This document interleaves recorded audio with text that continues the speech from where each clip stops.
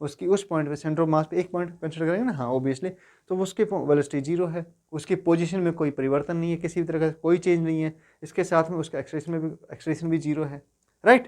तो ये कंडीशन आ रही है हमारी, लेकिन ये कंडीशन फुलफिल नहीं हो रही।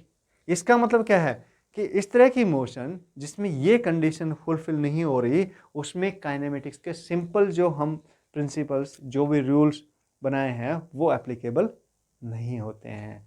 तो हमें कुछ नए मेथड की जरूरत पड़ेगी, और यही मेथड हम रिजिड बॉडी डायनेमिक्स में डिस्कस करते हैं जब आपकी रोटेशनल टाइप की मोशन हो, मतलब सेंटर ऑफ मास की पोजीशन, मतलब और देखो एक चीज़ और भी है मज़ेदार, पता क्या, इसमें ये पार्टिकल की वेलोसिटी कुछ अलग होगी, ये पार्टिकल जो है ये मतलब ये बटरफ्लाई आपकी है, ये अलग स्पीड से उड़ रही होगी ना, इसकी पोजीशन अलग तरीके से चेंज हो रही है, और इसका एक्सलेशन भी अलग होगा, और जो ये बटरफ्लाई ये छोटी है ना, जो नज़दीक है इसके सेंटर ऑफ मास के, उसकी वेलोसिटी अलग होगी, है ना। सबकी पार्टिकल मतलब हर एक पार्टिकल की वेलोसिटी इस पर अलग अलग होगी।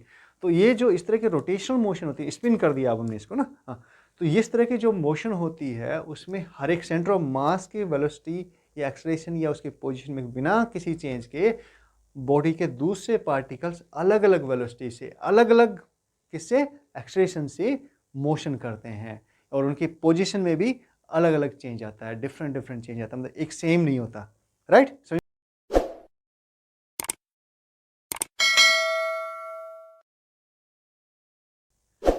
तो कैसे बच्चों, all fine. Rigid body dynamics पढ़ने की हमें जरूरत कहाँ पर आ गई, मेरा मतलब रिजिड बॉडी डायनेमिक्स हम क्यों पढ़ रहे हैं। काइनेमेटिक्स में हम मोशन को एनालाइज कर चुके थे, डायनेमिक्स में हमने कोज ऑफ मोशन समझ लिया था, राइट। उसके बाद में हम इसको दोबारा से अलग तरीके से पढ़ने की कोशिश कर रहे हैं, तो ऐसी क्या ज़रूरत है। चलो इसी पॉइंट को सबसे पहले, रिजिड बॉडी डायनेमिक्स शुरू करने से पहले आपका इसी पॉइंट को क्लियर करते हैं कि भाई हमें पढ़ने की ज़रूरत क्या है ना, क्यों पढ़ते हैं हम। हाँ ये हो सकता है आपको लगता हो कि सर इसमें वैसे समझाएंगे तो एग्जाम पॉइंट ऑफ व्यू मतलब इम्पोर्टेंट टॉपिक नहीं है, नहीं ऐसा नहीं है बेटा। अगर आपको समझ अच्छे से आती है तो हर जो समझ है वो आपके कॉन्सेप्ट को बेटर से बेटर करती जाती है। तो आपको समझना ज़रूरी है कि हम क्यों पढ़ रहे हैं। जब तक हमें कोज ही नहीं पता हम स्कूल क्यों जा रहे हैं, राइट, तो हमें पता ही नहीं है कि हमें स्कूल क्यों भेजा जा रहा है। जब तक हमें ये पता ही नहीं, समझ ही नहीं इस बात की, तो हमें स्कूल जाने में कोई मज़ा नहीं आएगा, इंटरेस्ट नहीं आएगा। तो हमें ये पता होना चाहिए कि हम ये काम कर क्यों रहे हैं, राइट। तो उसी को देखो क्या होता है कि काइनेमेटिक्स में हमने पढ़ा कि कोई भी बॉडी है हम उसको एज ए पार्टिकल एनालाइज कर सकते हैं। ऐसा क्यों करते हैं, क्योंकि हमने देखा था कि बॉडी में जब बॉडी मूव करती है, मतलब प्लेनर मोशन में होती है, राइट, तो उसके हर एक पार्टिकल का वेलोसिटी, उसका डिस्प्लेसमेंट और उसका एक्सलेशन सेम रहता है। किया था, ध्यान है या नहीं। इसलिए पूरी बॉडी को हम एज ए पार्टिकल कंसिडर कर सकते हैं। ओके, हम एक एग्जांपल ले लेते हैं, राइट, ठीक है, समझते हैं एक बार इस पॉइंट को समझते हैं। तो ये पहला पॉइंट है हमारा कि हम रिजिड बॉडी डायनामिक्स में, उससे पहले काइनेमेटिक्स में, अच्छा ये ओके, सपोज ये ग्राउंड है, राइट, और यहाँ पर हमने एक ब्लॉक, एक बॉडी है हमारे पास में जो कि इस तरह से है,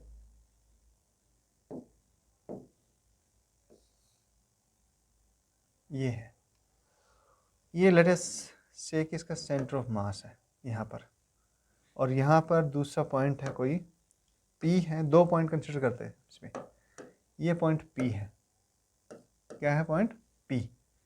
दूसरा पॉइंट हम ले लेते हैं, एक पॉइंट Q ले लेते हैं, लेट अस अज्यूम कि ये पॉइंट Q है, Q। अब बॉडी को हमने मूव करवा दिया, हमने इसको कुछ एक्सलेशन दिया, कुछ वेलोसिटी दी, और ये बॉडी मूव कर रही है हमारे यहाँ, राइट। और इसकी नई पोजीशन सपोज यहाँ पर आ जाती है, ये इसकी नई पोजीशन है, और यहाँ पर अब सेम वही पॉइंट P जो है, ये पॉइंट Q है, ये पॉइंट Q आपका यहाँ पर पहुँच गया है। अब इसकी नई लोकेशन पोजीशन चेंज हो चुकी है। पॉइंट जो P है इसकी भी पोजीशन चेंज हो चुकी है, पॉइंट P यहाँ पर पहुँच गया है। अब इसका जो सेंटर ऑफ मास है बॉडी का, सेंटर ऑफ मास की पोजीशन ये चेंज हो चुकी है और सेंटर ऑफ मास अब यहाँ पर है, राइट। तो अगर हम देखें कि कितना मूवमेंट हुआ है तो मूवमेंट हमें समझ में आएगा। कैसे समझ में आएगा? देखो, अगर हम बात करते हैं मूवमेंट की तो ये देखो, यहाँ से अगर हम देखते हैं तो ये पॉइंट आपका पॉइंट Q, ये Q की नई लोकेशन है ना पॉइंट Q की। और पॉइंट Q ने मूव किया है कितना, अभी समझ में आएगा हमें कितना मूव किया है। क्या पॉइंट P ने कम मूव किया है Q से, या पॉइंट Q ने कम मूव किया है P से, राइट। तो ये चीज़ हमें अभी समझ में आ जाएगी।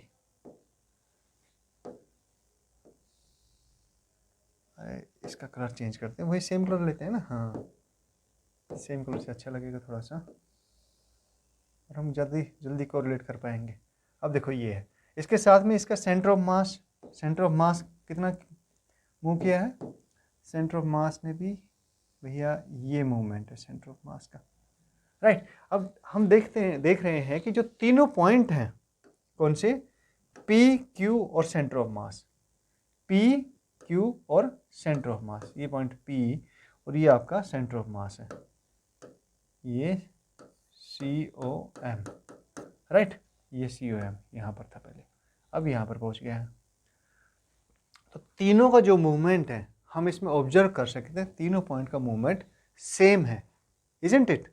क्या कहने की कोशिश कर रहे हैं, हमने इसको v वेलोसिटी से मूव किया था बॉडी को, v वेलोसिटी से, और सपोज a एक्सेलरेशन से मूव किया था हमने, इसका एक्सेलरेशन a था, वेलोसिटी v थी, तो इनिशियल पोजीशन ये थी इन पॉइंट्स की और फाइनल पोजीशन ये हो गई, राइट। तो जो चेंज इन पोजीशन है वो भी आपका कितना हुआ। सपोज इनिशियल पोजीशन इसको हम जीरो कंसिडर कर सकते हैं, कोई दिक्कत नहीं है ना, पर ये इनकी पोजीशन अलग हो जाएगी। सेंटर ऑफ मास को हम रेफरेंस पॉइंट मान सकते हैं, let us, so we can say that जो एक्सेलरेशन है बॉडी का उसी के इक्वल आपका सेंटर ऑफ मास का एक्सेलरेशन है कि नहीं है, क्योंकि उसी एक्सेलरेशन से मूव कर रहा है। वही सेम एक्सेलरेशन हमारा पॉइंट P का है, वही सेम एक्सेलरेशन हमारा पॉइंट Q का है, राइट। क्लियर है, कोई दिक्कत नहीं इसमें, ग्रेट। अब अगर हम वेलोसिटी की बात करें, किसकी, वेलोसिटी की, तो सपोज कि बॉडी की वेलोसिटी हमारी v है, तो सेंटर ऑफ मास की जो वेलोसिटी होगी वो भी v होगी, इजंट इट। और जो पॉइंट P की वेलोसिटी है, क्योंकि सेम डिस्टेंस कवर की है इसने सेम टाइम में, सो इसकी वेलोसिटी भी क्या होगी हमारी, वही v होगी, पॉइंट P की वेलोसिटी भी, और इसी तरह से पॉइंट Q की वेलोसिटी भी सेम होगी। यानी काइनेमेटिक्स में क्या हो रहा है कि हर एक पार्टिकल का जो एक्सेलरेशन है और वेलोसिटी है वो आपका सेम है, मतलब प्लेनर मोशन है, चाहे वो स्ट्रेट लाइन मोशन है या फिर 1D में मोशन है या फिर आपकी 2D में है, सिंपल ट्रांसलेशनल मोशन है। सिंपल क्या कर रहा हूँ मैं, ट्रांसलेशनल मोशन है ना। ट्रांसलेशनल मोशन का मतलब हम पहले समझ चुके हैं, ट्रांसलेशनल मोशन, इसका मतलब हम पहले समझ चुके हैं क्या, कि अगर मान लो किसी भी बॉडी में एक लाइन को अगर हम ड्रॉ कर दे और ड्यूरिंग मोशन वो लाइन अपने पैरेलल शिफ्ट करती है, क्या कर रहा हूँ मैं, ड्यूरिंग मोशन लाइन अपने पैरेलल शिफ्ट करती है, तो ऐसी मोशन को हम ट्रांसलेशनल मोशन बोलते हैं, राइट। तो जब ट्रांसलेशनल मोशन होती है तो उस केस में हर एक पॉइंट का, बॉडी पर हर एक पॉइंट का जो एक्सेलरेशन है, जो वेलोसिटी है और इवन जो डिस्प्लेसमेंट है वो सब क्या होते हैं, सेम होते हैं, राइट। सो डेल हम लिख सकते हैं डेल एक्स COM मतलब सेंटर ऑफ मास का जो डिस्प्लेसमेंट है that is equal to delta x P and that is equal to delta x Q, यानी डिस्प्लेसमेंट भी सेम है सब पॉइंट्स का। तो ये क्या कह रहा है, ये कह रहा है कि आप एक पॉइंट को पकड़ लो और उसकी मोशन को एनालाइज कर लो। क्या, एक पॉइंट को, किसी भी पॉइंट को पकड़ लो, आप किसी भी पार्टिकल को पकड़ लो, P को, Q को या फिर सेंटर ऑफ मास को या कोई और पार्टिकल कहीं पर भी, अगर हम उसको एक को पकड़ लेते हैं और फिर उसकी मोशन को एनालाइज करते हैं तो हमें पूरी बॉडी की जो मोशन है वो समझ में आ जाती है, राइट। इसलिए हम जो ट्रांसलेशनल मोशन होती है काइनेमेटिक्स में जो बात कर रहे थे प्लेनर मोशन या स्ट्रेट लाइन मोशन की, तो उसमें हम पार्टिकल की मोशन को ऑब्जर्व करते हैं, हम बॉडी को एक पार्टिकल अज्यूम कर लेते हैं, राइट। उसका लॉजिक क्या है पार्टिकल अज्यूम करने का, कि इस तरह से, क्योंकि हर एक पॉइंट का जो भी एक्सलेरेशन है, वेलोसिटी है या डिस्प्लेसमेंट है, वो सेम रहता है। तो ये पॉइंट हमें पहले समझ में आ गया। अब ये जब हमें पता है तो हम जब हमने इसमें कर लिया, और इसके अलावा न्यूटन्स लॉज ऑफ मोशन में और फ्रिक्शन वाले चैप्टर में हमने डायनेमिक्स भी डिस्कस कर ली। डायनेमिक्स में क्या था, कोज ऑफ द मोशन, तो कोज ऑफ मोशन भी हमने डिस्कस कर लिया। तो फिर अब अलग से रिजिड बॉडी डायनेमिक्स में हमें ये सब डिस्कस करने की जरूरत क्यों है, हम उसको अलग से क्यों डिस्कस कर रहे हैं, है ना। पॉइंट ये है। अब देखो ठीक है, ये बात हमें समझ में आ गई, काइनेमेटिक्स में ये चीज़ होती है। अब पॉइंट दूसरा क्या है, अब हमें ये समझ में आ रहा है कि अगर हमारा यहाँ पर ACOM अगर जीरो है, क्या कर रहा हूँ मैं, ACOM अगर जीरो है, हमारा सेंटर ऑफ मास का एक्सलेरेशन जीरो है, तो पूरी बॉडी का एक्सलेरेशन जीरो होगा। क्यों, क्योंकि सारे बराबर हैं। अगर मैं कहूँ कि सेंटर ऑफ मास की वेलोसिटी भी जीरो है ना, VCOM ये भी अगर आपके जीरो है, तो क्या होगा, हर एक पॉइंट की वेलोसिटी जीरो है बॉडी की, यानी बॉडी में किसी तरह का कोई मूवमेंट नहीं है। और तो सेंटर ऑफ मास की जो पोजीशन होगी, तो पोजीशन में कोई चेंज आएगा क्या सेंटर ऑफ मास की, नहीं, कोई चेंज नहीं आएगा, इजंट इट, यानी ये भी जीरो होगी। तो ये हमें चीज़ समझ में आती है ट्रांसलेशन मोशन में, ये बातें ट्रू है, राइट। और इसके साथ में ट्रू क्या है कि भैया इसमें जो पार्टिकल, कोई भी पार्टिकल बॉडी पे लोगे तो वो भी क्या होगा, उसका एक्सलेरेशन भी जीरो होगा, उसकी वेलोसिटी भी जीरो होगी, है ना, सेंटर ऑफ मास की अगर जीरो है तो, और उसमें डिस्प्लेसमेंट जितना भी होगा वो भी हमारा जीरो होगा। ये बात बिल्कुल क्लियर है, कोई डाउट इसमें किस तरह का भी नहीं है ना। हाँ, सेंटर ऑफ मास का जो कॉन्सेप्ट है वो हम पढ़ चुके हैं, इजंट इट। हाँ, तो अब आगे बढ़ते हैं। अब ये देखो, ये चीज़ हमें कह रही है कि अगर सेंटर ऑफ मास की वेलोसिटी यहाँ पर जीरो है, तो हमारे किसी भी पॉइंट की बॉडी में उसकी वेलोसिटी क्या होनी चाहिए, जीरो होनी चाहिए, राइट। हाँ, तो अब क्या ऐसा पॉसिबल है कि हम सेंटर ऑफ मास की वेलोसिटी को जीरो रखें, सेंटर ऑफ मास के जो एक्सलेरेशन है उसको हम जीरो रखें, और बावजूद इसके हमारी बॉडी में कोई दूसरा पार्टिकल है उसमें मूवमेंट पॉसिबल है? तो इस तरह की कंडीशन कुछ बनती है, अभी देखते हैं, अभी चेक करते हैं। देखो ये हमारी टीम ने एक छोटा सा मतलब डिस्क टाइप में ऑब्जेक्ट तैयार किया है ना, सिंपल है, थोड़ा सा इसको ब्यूटीफाई कर दिया है, बटरफ्लाईज हैं यहाँ पर, और ये सर्कुलर है ना, सर्कुलर डिस्क टाइप में है। तो ये देखो, ये आपका इसका जो ऑब्वियसली इसका सेंटर ऑफ मास जो है वो कहाँ पर होगा, सेंटर ऑफ मास इसका ज्योमेट्रिक सेंटर पे होगा। अब अगर हम ज्योमेट्रिक सेंटर की बात करें तो ये उसका ज्योमेट्रिक सेंटर है। अगर हम सेंटर ऑफ मास को अगर फिक्स कर दिया मैंने, देखो ये एक रोड लिया है और इसमें मैंने फिक्स कर दिया। अब अगर हम इसको रोटेट करते हैं, ठीक है, इसको हमने ऐसे मोशन दिया, तो ये देखो बटरफ्लाई जो है, सपोज ये पार्टिकल है, ये बटरफ्लाई, ये पार्टिकल्स हैं, ठीक है, तो इनकी पोजीशन चेंज हो रही है, इन पॉइंट्स की पोजीशन चेंज हो रही है कि नहीं हो रही है, तो इनका मतलब इसमें कुछ एक्सलेरेशन भी आ गया है, यानी कुछ वेलोसिटी भी आ गई है, इसकी पोजीशन भी चेंज हो रही है। लेकिन हमारा सेंटर ऑफ मास यहीं पर है, सेंटर ऑफ मास की पोजीशन चेंज नहीं हो रही है, यानी कि कुछ ऐसी भी मोशन पॉसिबल है जिसमें सेंटर ऑफ मास की पोजीशन चेंज नहीं हो, लेकिन जो बॉडी पे दूसरे पार्टिकल्स हैं उनकी पोजीशन बदलती है, उनकी वेलोसिटी बदलती है, और उनका एक्सलेरेशन भी बदलता है ना, चेंज होता है, उनमें भी चेंज आ सकता है। जबकि सेंटर ऑफ मास की वेलोसिटी जीरो रहेगी। देखो सेंटर ऑफ मास की वेलोसिटी जीरो है, सेंटर ऑफ मास नहीं बदल रहा ना, हाँ, सेंटर ऑफ मास कहीं पर भी नहीं जा रहा, उसकी उस पॉइंट पे, सेंटर ऑफ मास पे एक पॉइंट कंसिडर करेंगे ना, हाँ ऑब्वियसली, तो उसकी वेलोसिटी जीरो है, उसकी पोजीशन में कोई परिवर्तन नहीं है, किसी भी तरह का कोई चेंज नहीं है, इसके साथ में उसका एक्सलेरेशन भी जीरो है, राइट। तो ये कंडीशन आ रही है हमारी, लेकिन ये कंडीशन फुलफिल नहीं हो रही।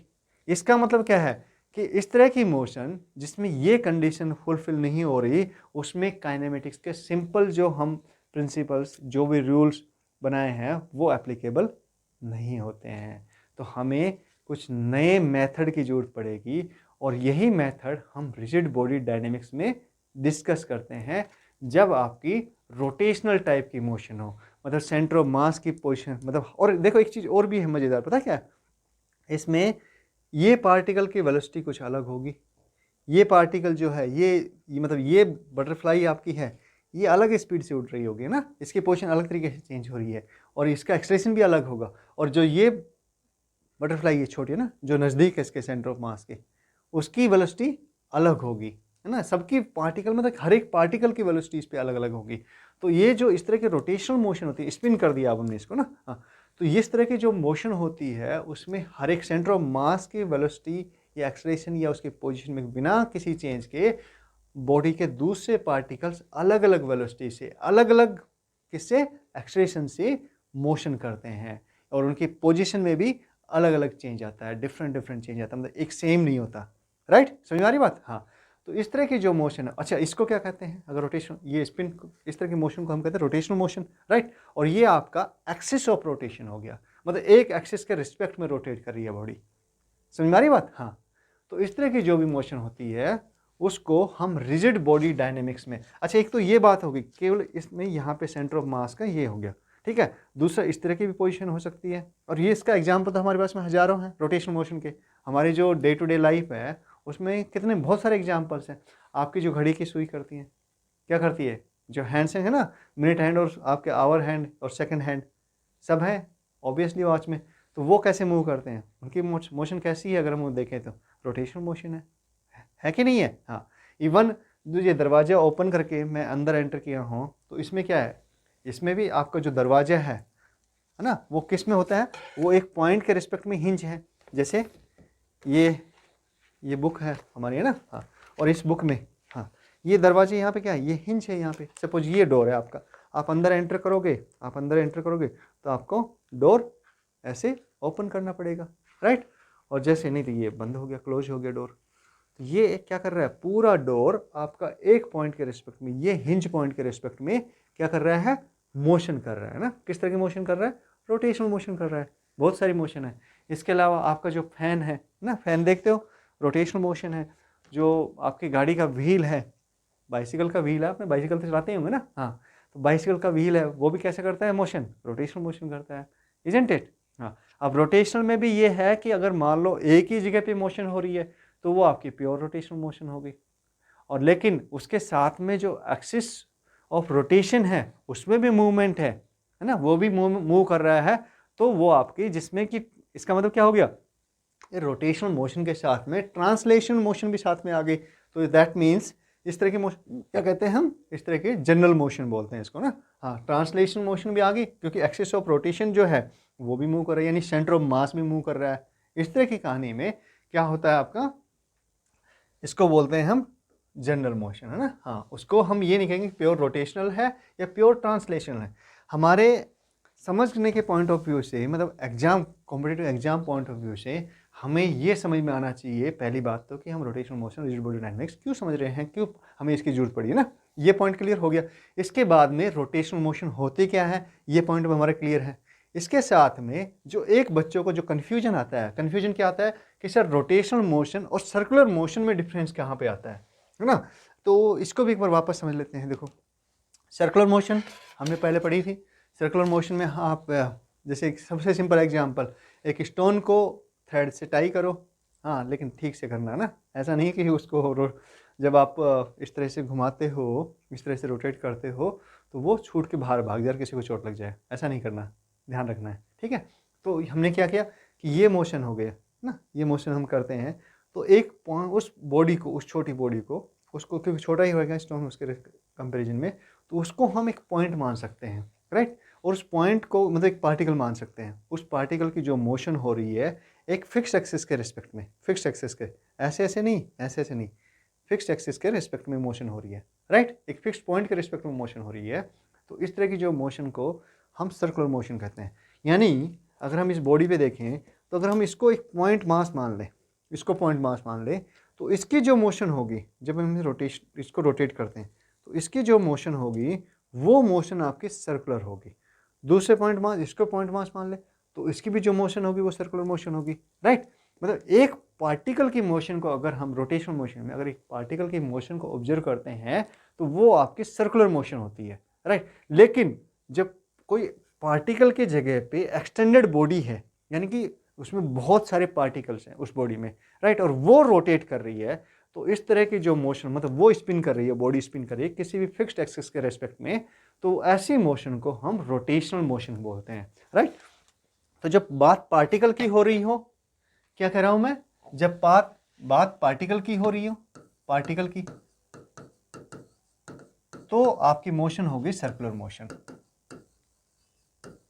Circular motion, right. एक एक्सिस के रिस्पेक्ट में होगी ये भी सब, है ना, राइट। लेकिन जब बात किसकी हो, एक्सटेंडेड बॉडी की हो, एक्सटेंडेड बॉडी, एक्सटेंडेड बॉडी की बात हो, तो ये आपकी हो गई उनका जो कंबाइंड, हर एक पार्टिकल एक्सटेंडेड बॉडी में, ध्यान रखना, एक्सटेंडेड बॉडी में हर एक पार्टिकल आपका सर्कुलर मोशन ही करता हुआ नजर आएगा आपको। लेकिन जब सबका कंबाइंड इफेक्ट हम देखते हैं अगर एक्सटेंडेड, तो उसको हम बोलेंगे रोटेशनल मोशन, क्योंकि यहाँ पे एक पार्टिकल नहीं है, है ना, क्या है, बहुत सारे पार्टिकल है, इनफाइनाइट नंबर ऑफ पार्टिकल है।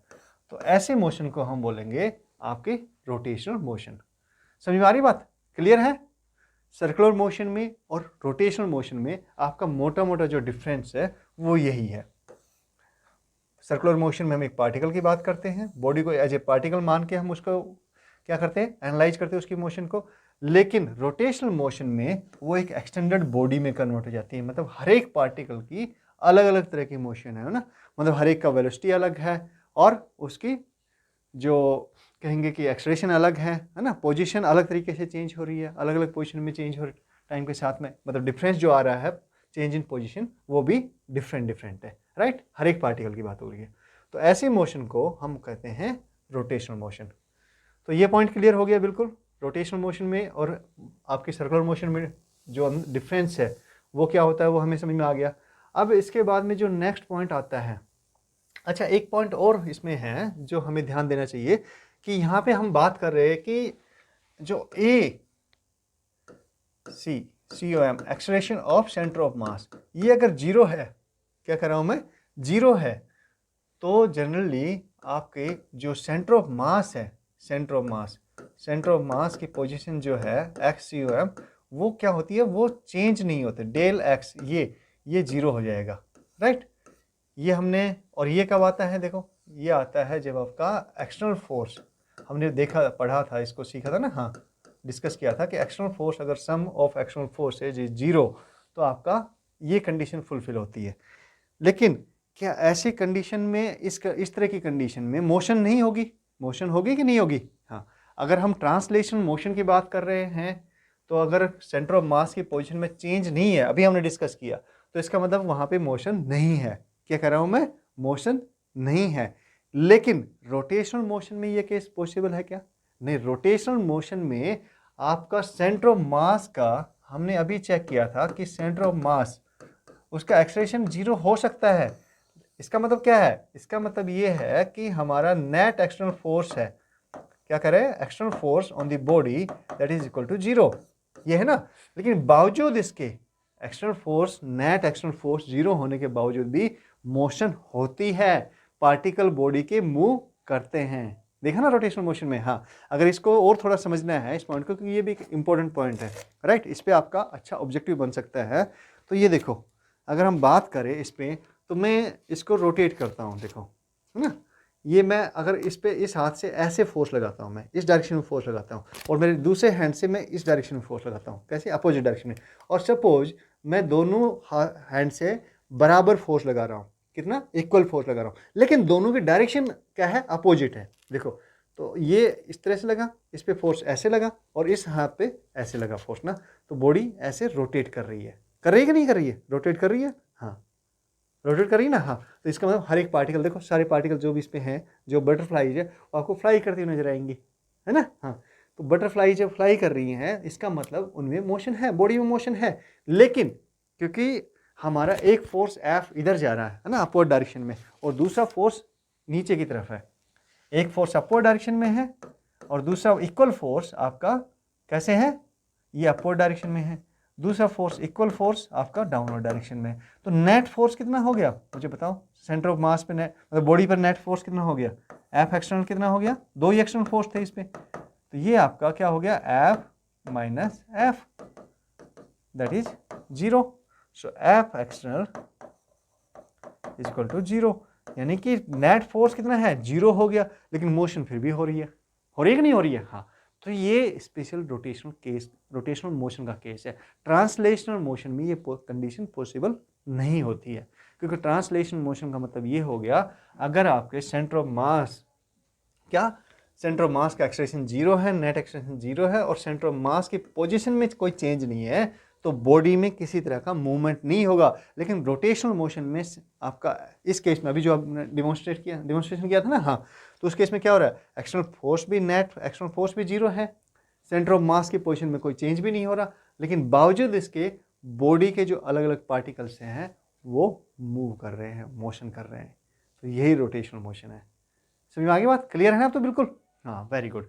तो अब रोटेशनल मोशन जो आपकी होगी उसको हम एनालाइज कैसे करेंगे रोटेशनल मोशन को? तो रोटेशनल मोशन को सिंपल हमने जैसे ट्रांसलेशनल मोशन की बात की थी, तो ट्रांसलेशनल मोशन में अगर हम बात करें कि हमारे पास में रोटेशनल मोशन में चेंज क्या होता है, सबसे पहले तो ये समझना पड़ेगा।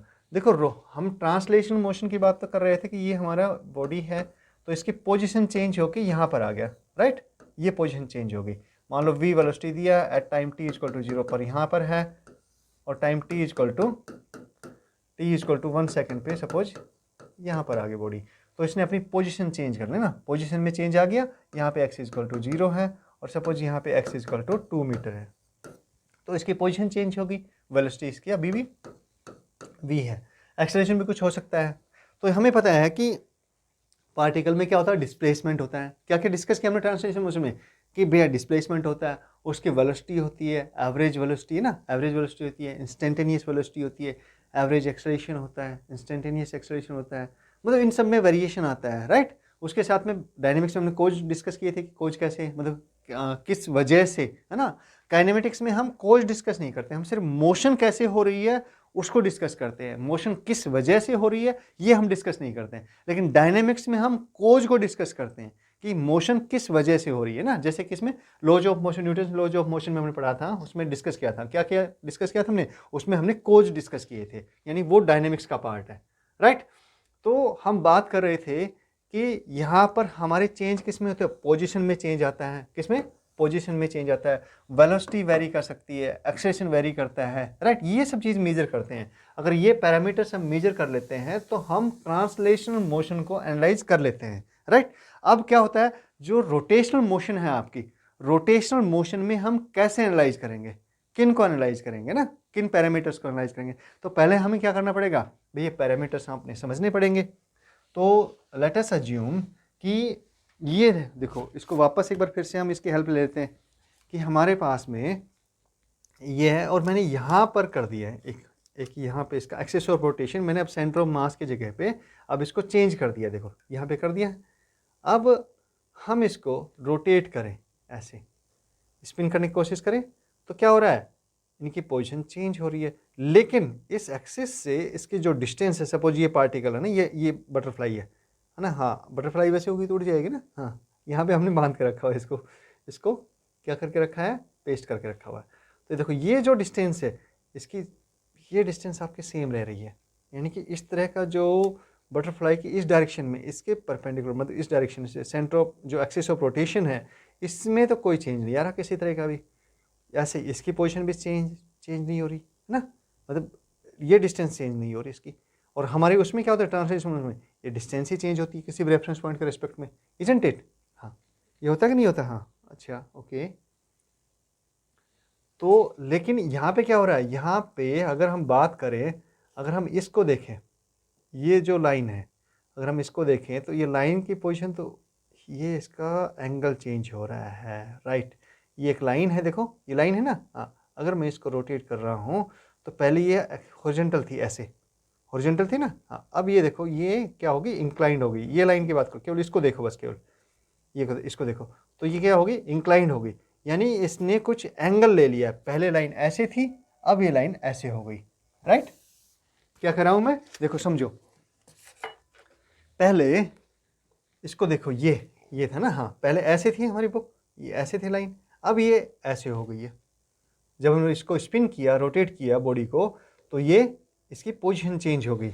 यानी कैसे समझ सकते हैं, लेट अस से कि हमारे पास में ये एक बॉडी है, राइट, और ये हमने इसको एक एक्सिस, ये हमारा एक्सिस ऑफ रोटेशन है, इसके रेस्पेक्ट में ये रोटेट कर रही है। हमने क्या काम किया, हमने इस पर एक लाइन ड्रॉ कर दी। देखो ये लाइन मैं इससे ड्रॉ करता हूँ, इसकी हेल्प लेते हैं, चलो ये लाइन लेते हैं अलग कलर की। ओके, तो ये मैंने एक लाइन ड्रॉ कर दी है, ये अब ये हॉरिजॉन्टल है line initially at time t equal to 0 पर, at time t equal to 0 पर। अब क्या हुआ कि suppose t equal to 1 second पे या t equal to t1 time पर ये क्या कर रही है, रोटेट कर रही है, तो इसकी पोजीशन चेंज हो जाएगी, इजंट इट? पोजीशन चेंज होगी कि नहीं होगी? हाँ बिल्कुल पोजीशन चेंज हो जाएगी सर। तो ये देखो पोजीशन, अब अगर हम बात करें कि ये इधर ड्रॉ करते हैं इसका नेक्स्ट फिगर, तो ये कुछ इस तरह की बन जाएगा पोजीशन इसकी, और लेट अस से ये हमारा एक्सिस ऑफ रोटेशन थोड़ी चेंज होगा, ये तो वहीं पर रहेगा। तो ये हमारा एक्सिस ऑफ रोटेशन है। अब ये जो लाइन हमारी हॉरिजॉन्टल थी, देखो बॉडी पूरी चेंज हो चुकी है, ऐसे थी अब ये ऐसे हो चुकी है ना, तो हॉरिजॉन्टल जो लाइन थी तो इसकी कंडीशन भी चेंज हो चुकी है, इजंट इट? हाँ बिल्कुल होगी सर। तो इसकी कंडीशन अब क्या होगी, देखो हॉरिजॉन्टल लाइन की हमारी, अब ये हॉरिजॉन्टल लाइन हमारी ऐसे हो गई है, ये पहले कैसे थी, पहले ये इस डायरेक्शन में थी, ऐसे थी। तो अब जो एंगल हो गया, इसके पैरेलल बनाई ना मैंने ये वाला लाइन, हाँ अब जो एंगल इसने कवर किया, कौन सा चेंज आया है इसने, क्योंकि ये जो डिस्टेंस थी ये तो पहले भी, अगर मान लो हम कहेंगे 2 मीटर, ये इनिशियली सपोज ये कितनी थी, सपोज 0.5 मीटर है, तो ये भी 0.5 मीटर ही रहेगी, इसमें तो कोई चेंज आएगा नहीं, ये 0.5 मीटर ही है, राइट। तो किस में चेंज आया है, चेंज इसका एंगुलर पोजिशन में आ गया, मतलब इसने एंगल सबटेंड कर दिया। अब इसके रेस्पेक्ट में, इसके इनिशियल पोजीशन के रेस्पेक्ट में ये रोटेट कर गई एंगल थीटा से, किससे, थीटा से। तो इसको हम कहेंगे एंगुलर डिस्प्लेसमेंट। यहाँ पे डिस्प्लेसमेंट कैसा होता है, रोटेशन में एंगुलर होता है, डिस्प्लेसमेंट कैसा होता है, एंगुलर होता है, और दैट इज इनिशियली क्या था, ये यहाँ पे हम कह सकते हैं कि थीटा इक्वल टू 0 डिग्री था ना, ये हॉरिजॉन्टल के रेस्पेक्ट में देख रहे हैं हम, ठीक है, ये होता है ना, ये हमारा हॉरिजॉन्टल है, ये एक्स एक्सिस है, ये वाई एक्सिस, तो एक्स एक्सिस के रेस्पेक्ट में हम इसको मेजर कर रहे हैं, ये समझो। तो यहाँ पे एंगुलर डिस्प्लेसमेंट कितना हो गया, थीटा हो गया। क्या होता है, वहाँ पे हमारा डिस्प्लेसमेंट होता है बॉडी यहाँ से यहाँ तक मूव की, है ना, यहाँ से और यहाँ तक ये बॉडी ने मूवमेंट दिखाया, तो इसको बोलते हैं हम, ये एक्स इक्वल टू 0 था, पोजीशन चेंज हो गई, और ये एक्स इक्वल टू x1 हो गई सपोज। तो हमारा डिस्प्लेसमेंट, इसको क्या बोलेंगे, चेंज इन पोजीशन को, यहाँ पे बोलेंगे हम डिस्प्लेसमेंट x1 माइनस 0, किसमें, ट्रांसलेशन मोशन में, ट्रांसलेशनल मोशन, समझ में आ रही बात, हाँ ट्रांसलेशनल मोशन में। और यहाँ पर हमारा ये डिस्प्लेसमेंट कितना हो, ये डिस्प्लेसमेंट x1 है। लेकिन जब बात रोटेशनल मोशन की हो, किसकी हो, रोटेशनल मोशन की हो, रोटेशनल मोशन क्या होती है हमने समझ लिया, ये तो रोटेशनल मोशन की हो तो हम बात करते हैं किसकी, रोटेशनल मोशन है यहाँ पे, तो हम बात करते हैं एंगुलर डिस्प्लेसमेंट की, क्योंकि ये एक्सिस के रिस्पेक्ट में फिक्स हो गई, कहीं पर बॉडी क्या हो गई है, एक्सिस के रिस्पेक्ट में फिक्स हो गई।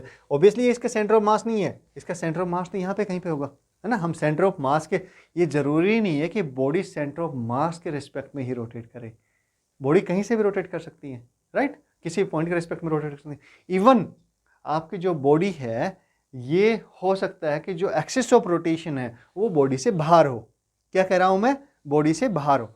जैसे फॉर एग्जांपल, ये वापस बुक से ही हेल्प लेते हैं ना, हाँ क्योंकि बुक ही हमारी सबसे अच्छी फ्रेंड है, तो ये इनकी हेल्प सबसे अच्छी है, ठीक है। तो इनिशियली सपोज ये थी, और फिर ये इस एक्सिस ऑफ रोटेशन, ये जो रोटेशन हो गया ना, एक्सिस ऑफ रोटेशन हो गया, लेट अस अज्यूम कि ये इसका एक्सिस ऑफ रोटेशन है, बाहर है, ठीक है, ये एक्सिस ऑफ रोटेशन है, परपेंडिकुलर डायरेक्शन होगा इसका, हाँ बिल्कुल। तो अब बॉडी ऐसे, बुक ऐसे करके रोटेट कर रही है, देखो ऐसे, और फिर ये ऐसे, बिना अपने दूसरे किसी एक्सिस से रोटेट होना।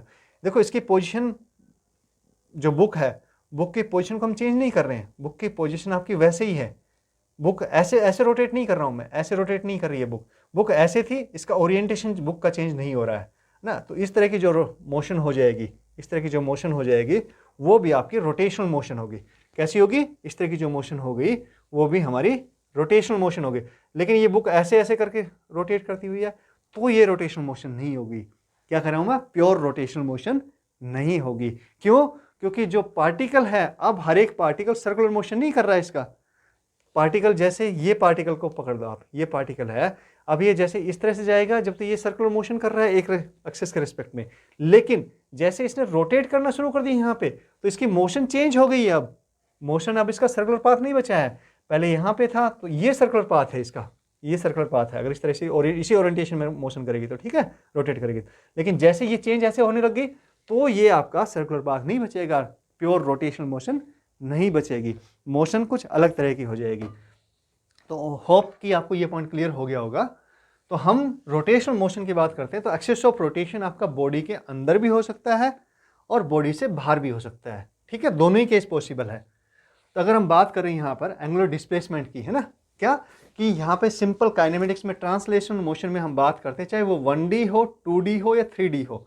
ट्रांसलेशन मोशन आपकी 1D, 2D या 3D कोई भी हो सकती है। उसमें जब हम बात करते हैं तो हम डिस्प्लेसमेंट की बात करते हैं, वेलोसिटी की बात करते हैं, उन सब की बातें करते हैं ना।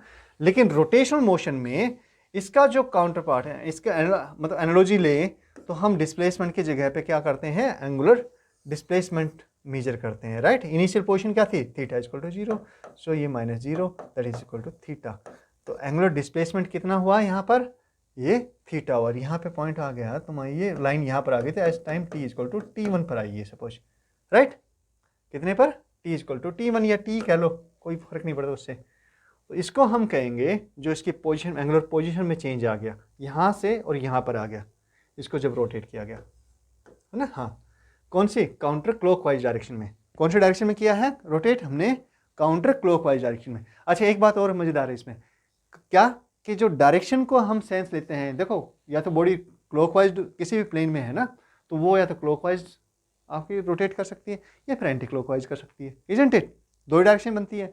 तो हम क्लॉक्स को, हम एंटी क्लॉकवाइज को पॉजिटिव रोटेशन लेते हैं। कैसे लेते हैं, पॉजिटिव डायरेक्शन लेते हैं, और जो क्लॉकवाइज डायरेक्शन होती है उसको एंटी, मतलब जो क्लॉकवाइज होती है उसको क्या बोलते हैं, नेगेटिव लेते हैं। तो ये पॉइंट बहुत अच्छा है, मतलब ध्यान रखने के लिए बहुत अच्छा है, आराम से याद हो जाएगा। क्या कि क्लॉक्स आर नेगेटिव, क्या कहेंगे, क्लॉक्स आर नेगेटिव, मतलब जो क्लॉक की मोशन हो गई वो क्या, कैसी होती है, वो नेगेटिव होती है, और एंटी क्लॉकवाइज हमारी पॉजिटिव होती है ना, उल्टी बात हो गई। लेकिन हाँ, यही ऐसे ही हम कंसिडर करते हैं, यही कन्वेंशन है, right. Okay, so let's move on. अब बात हमारी यहाँ पे खत्म हो गई, किसकी, एंगुलर डिस्प्लेसमेंट की। अब यहाँ पे हम कहते हैं कि जो चेंज इन पोजीशन है, यानी डिस्प्लेसमेंट बाय टाइम टेकन, इसको हम डिफाइन करते हैं वेलोसिटी से। किससे डिफाइन करते हैं, वेलोसिटी से, राइट। तो यहाँ पर नया शब्द क्या जुड़ा है, एंगुलर। क्या शब्द जुड़ा है नया, नया वर्ड क्या है बेटा, बताओ, ध्यान करो, ये है एंगुलर, एंगुलर है ना। हाँ, डिस्प्लेसमेंट तो वही है, एंगुलर जुड़ गया है। तो यहाँ पे अगर हम वेलोसिटी की बात करें तो क्या होगी, ऑब्वियसली एंगुलर वेलोसिटी होगी। क्या होगी, एंगुलर वेलोसिटी होगी। और वो कैसे डिफाइन करेंगे हम उसको, यहाँ पे कैसे किया है हमने, ट्रांसलेशन मोशन में, काइनेमेटिक्स में ना, हाँ सिंपल वाली में, उसमें delta x by delta T किया है। तो यहाँ पर कैसे करेंगे, हाँ एंगुलर डिस्प्लेसमेंट, तो एंगुलर वेलोसिटी ना, हाँ एंगुलर वेलोसिटी, एंगुलर वेलोसिटी। तो इसको कैसे डिफाइन करेंगे, वही यहाँ पे डिस्प्लेसमेंट बाय टाइम है, तो यहाँ पे मतलब चेंज, यहाँ पे क्या होगा, बिल्कुल angular displacement by time delta theta by delta T. अब आप कहोगे सर डेल्टा थीटा कहाँ से आ गया, तो ये पोजीशन हमने ली है कितना, time t equal to t पर। अगर हम बात करें कि time t equal t plus delta t, किस पे, टी प्लस डेल्टा टी, उस पर इसकी पोजीशन चेंज हो गई, थोड़ी सी हल्की सी चेंज हो गई, टी प्लस डेल्टा टी पर, है ना। ये इस तरह की पोजीशन आ गई, और ये जो एंगल कवर किया इसने उसके बाद में ये डेल्टा टी टाइम में किया, कितने टाइम में, यहाँ पे टाइम कितना है, T plus delta T time है यहाँ पे कितना टाइम था, टी था, और ये एंगल डेल्टा थीटा है। तो मतलब डेल्टा टी टाइम में इसकी जो एंगुलर पोजीशन डेल्टा थीटा से चेंज हुई, राइट। अच्छा, ये लाइन की पोजीशन चेंज नहीं हो रही, पूरी बॉडी की पोजीशन चेंज हो रही है ना, जो बॉडी रोटेट कर रही है उसकी पूरी बॉडी की पोजीशन चेंज हो रही है। तो हम बात करते हैं यहाँ पे किसकी, कि डेल्टा जो एंगुलर पोजीशन यानी डिस्प्लेसमेंट जो हुआ डेल्टा टी टाइम में, तो डिस्प्लेसमेंट, एंगुलर डिस्प्लेसमेंट की जो चेंज की रेट है, किसके, एंगुलर डिस्प्लेसमेंट की। यहाँ पे क्या था, यहाँ पे चेंज ऑफ डिस्प्लेसमेंट को वेलोसिटी बोलते हैं, यहाँ पे change of angular displacement, change of angular rate of angular displacement, उसको क्या बोलते हैं, एंगुलर वेलोसिटी बोलते हैं, राइट। तो इस तरह से हम इजी वे में इसको समझ सकते हैं, बिल्कुल सिंपल है, किससे, आपके ट्रांसलेशन मोशन से एनालॉजी बनाते हुए, ठीक है। ऐसे ही अगर हम बात करते हैं किसकी, एंगुलर एक्सेलरेशन की, अच्छा एवरेज एंगुलर वेलोसिटी वैसे ही आ जाएगा जैसे इसमें डिफाइन करते हैं, इंस्टेंटेनियस एंगुलर वेलोसिटी वैसे ही है जैसे इसमें ट्रांसलेशन मोशन में इंस्टेंटेनियस वेलोसिटी है, राइट। ऐसे ही एक्सेलरेशन की बात करें हम, तो यहाँ पे क्या होगा, एंगुलर एक्सेलरेशन होगा, क्या होगा, एंगुलर एक्सेलरेशन। अच्छा, लिखते कैसे एंगुलर वेलोसिटी को, ओमेगा से, किससे, ओमेगा, ओमेगा इसको बोलते हैं ओमेगा, ग्रीक लेटर है, राइट, ये आपने पढ़ ही लिया होगा ऑब्वियसली। तो एंगुलर एक्सेलरेशन को हम अल्फा से डिनोट करते हैं, किससे, अल्फा से, और इसको डिफाइन करते हैं, ये एवरेज की बात हो रही है अभी, delta omega change in omega by time taken, right. समझ आ रही बात। तो जब इतना सब कुछ हमने कर लिया है कि हाँ इस तरह का रिलेशनशिप होता है, इंस्टेंटेनियस की बात करें तो डेल्टा टी, उसको वही limit delta t tends to zero, मतलब डेल्टा टी को क्या करेंगे, छोटे से छोटा करते जाएंगे, तो वो बन जाएगा हमारा, क्या हो जाएगा, अगर हम बात करें इंस्टेंटेनियस की तो ओमेगा क्या हो जाएगा, d theta by d t, और अल्फा क्या होगा, d omega by d t. क्या हो गया यहाँ पे, delta t limit delta t tends to zero. जब ये कंडीशन आती है तो ये आपकी ये वाली डेल्टा थीटा, हाँ ये इसमें कन्वर्ट हो जाती है और ये आपका इसमें कन्वर्ट हो जाती है, राइट। समझ आ गई बात, क्लियर है। बेसिक समझा रहा हूँ बेटा, हर बुक में दिया हुआ है, पर समझ बनाना जरूरी है कि इनका मतलब क्या होता है। जब तक हमें समझ नहीं बनेगी तब तक दिक्कत रहेगी। अब एक काम और कर लेते हैं, एक स्टेप और आगे चले जाते हैं। तो देखो, अगर हम कहते हैं कि जब हमारा काइनेमेटिक्स में यानी ट्रांसलेशन मोशन में हम कहते हैं ए अगर हमारा कांस्टेंट है, क्या है, ए कांस्टेंट है, तो हम कह देते हैं इक्वेशन ऑफ मोशन लिखते हैं ना, किसको, मोशन को एनालाइज करने के लिए। तो वो क्या होती है बताओ फटाफट, v equal to u plus a t. तो इसकी कोरस्पॉन्डिंग इक्वेशन क्या होगी यहाँ पर, किसके लिए, किसके लिए बताओ। ऑब्वियसली बात हम किसके करें भाई, रोटेशनल मोशन की बात कर रहे हैं। तो वेलोसिटी को हम किससे लिखते हैं, हम एंगुलर वेलोसिटी की बात करते हैं, राइट। हाँ, तो ये आपका एट टाइम टी वेलोसिटी है, ये at time t angular velocity है, equal to omega naught initial angular velocity कह ले, और अल्फा अगर मान लो एंगुलर एक्सेलरेशन है तो ये हो जाएगा omega equal to omega naught plus alpha t. किसी भी टाइम टी पर एंगुलर वेलोसिटी हम इस तरह से, इफ कंडीशन क्या है कि angular acceleration alpha is constant, acceleration नहीं एंगुलर एक्सेलरेशन, क्या करें हम यहाँ पर, एंगुलर एक्सेलरेशन इज कांस्टेंट। अगर ये कांस्टेंट है तो हमारी ये इक्वेशन भी ट्रू हो जाएगी। कहाँ से एनालॉजी ली हमने, एनालॉजी हमने ले ली ट्रांसलेशन मोशन से। कौन सी मोशन से, ट्रांसलेशनल, जो हमने डिस्कस की थी ना। हाँ, 1D भी हो सकती है ये, या फिर 2D 3D कुछ भी हो सकती है। अगर 2D 3D की बात आ गई तो आपके वेक्टर फॉर्म में आ जाएगी, राइट। ये ऐसे ही अगर इसमें भी बात आती है तो इसमें तो क्या है, प्लस माइनस में ही है बेटा, ठीक है। चलो गुड। सेकंड इक्वेशन क्या होगी, पोजीशन कैसे देंगे हम, या चेंज इन पोजीशन कैसे आएगा, यानी अगर और वैसे कहें मतलब ये इसको क्या लिख सकते हैं, एक्स माइनस एक्स नोट भी लिख सकते हैं। चेंज इन पोजीशन ये किसके इक्वल होता है, U T plus half A T square, clear है। तो इसका कॉरस्पॉन्डिंग यहाँ पे क्या बनेगा,